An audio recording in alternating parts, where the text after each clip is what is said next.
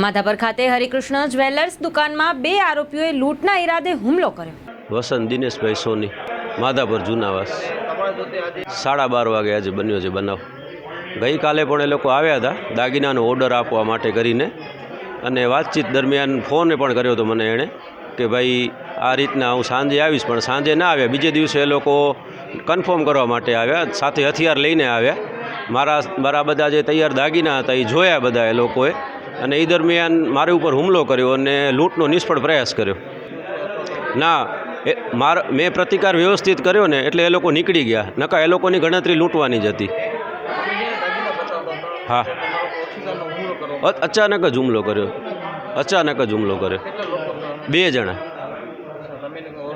ના, બિલકુલ નહીં. પહેલી જ વાર દુકાને આવ્યા હતા.